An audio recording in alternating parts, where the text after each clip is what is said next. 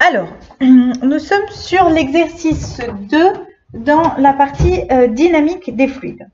On me donne tout un tas de données concernant la masse volumique, la pression de la vapeur saturante, l'intensité du champ de pesanteur et la pression atmosphérique. Ensuite, on me dit, une citerne destinée au transport d'eau permet d'alimenter un réservoir. Elle est stationnée pleine sur une plateforme et on la siphonne pour effectuer sa vidange. Un tuyau cylindrique, considéré comme une canalisation régulière, plonge pratiquement jusqu'au fond de la citerne, remonte en un point B où il est suspendu à une potence, puis débouche à l'air libre au point C au-dessus de la cuve R1. Tous ces points figurent sur le document, donc sur ce que vous avez au niveau de l'exercice. Au tout début de l'écoulement, sachant que la citerne est ouverte à l'air libre, donc R1 est ouverte à l'air libre, établir l'expression littérale en appliquant le théorème de Torricelli sur une ligne de courant reliant le point, un point de la surface libre, L0, et C, puis calculer sa vitesse V0. En déduire le débit volumique, noté QV0. Donc, on va effectivement exprimer Bernoulli, puis en fait le théorème de Torricelli, entre une ligne de courant qui va aller de la surface du réservoir jusqu'au point C. Donc, j'ai effectivement un réservoir ici que je viens siphonner pour arriver sur un deuxième réservoir. Donc, on me dit le point C se situe ici. Le point B est sur l'extrémité du siphon, là tout en haut. Et ensuite, on a la surface libre L0. Alors, effectivement, mon siphon, là, arrive jusqu'à quasiment, on me disait, là. Donc, maintenant, qu'est-ce qu'on va me dire? L0 et C. Donc, on va exprimer, donc toujours de la même manière, Bernoulli. Donc, on va calculer la vitesse d'éjection V0 du fluide. Donc, en surface L0, on va faire comme on l'a fait jusqu'à maintenant. On va essayer de regarder la pression, la vitesse et l'altitude au niveau d'un certain nombre de points. Donc, au niveau L0, la pression, on a dit, c'est la pression atmosphérique. Donc, c'est P atmosphérique. Pareil au niveau du point C. Au niveau du point C, je suis à la pression atmosphérique. Pression atmosphérique.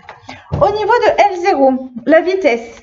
Donc, la vitesse d'écoulement du fluide, sachant que, effectivement, je vais avoir une surface ici, S, qui est très largement, la surface libre ici, au niveau du grand réservoir, est très largement supérieure par rapport à ici, la surface du tuyau. Et donc du tuyau, au point C, ici, très largement supérieur.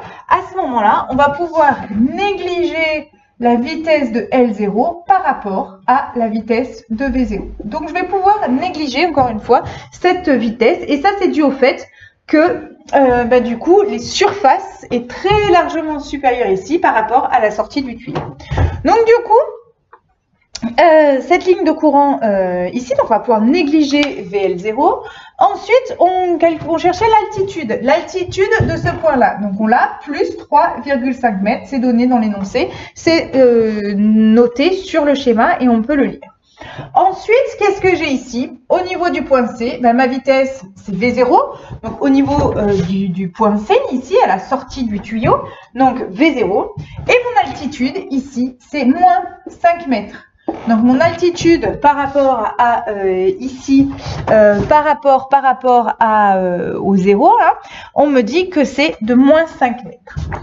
Donc, je vais pouvoir appliquer le théorème de Torricelli. Donc, le théorème de Torricelli me dit que ma vitesse V0, c'est égal à racine de 2GH. Racine de 2GH, alors la hauteur, c'est quoi? C'est racine de 2 fois G, c'est 10.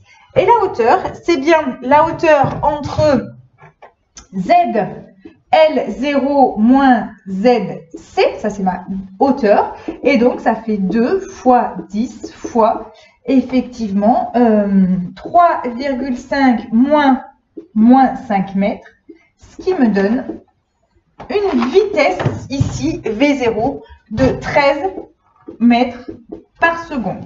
Cette expression ici de Torricelli, je peux l'exprimer, je peux dire que c'est égal à racine de 2GH, parce que mes deux pressions ici sont identiques et parce que je peux négliger la vitesse d'écoulement du fluide à la surface libre, hein, VL0, par rapport à la vitesse d'écoulement de mon fluide en sortie ici en C.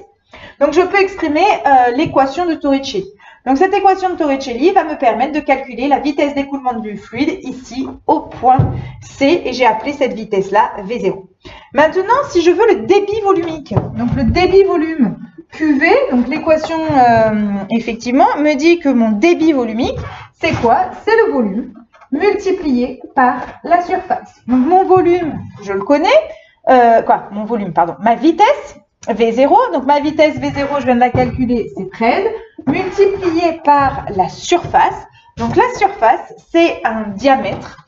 Et mon diamètre, donc c'est la surface du tube, pi D2 sur 4. Donc ça me fait 13, fois mon diamètre, il est de 10 cm, pi fois 10 moins 2 au carré, sur 4. Pi D2 sur 4, ça va me donner la surface du tube. Et donc, je vais avoir 0,102, c'est donc des mètres cubes par seconde, puisque c'est un débit volumique. Éventuellement, je peux l'exprimer en litres par seconde, ce qui me donne 102 litres par seconde. Voilà en ce qui concerne la première question.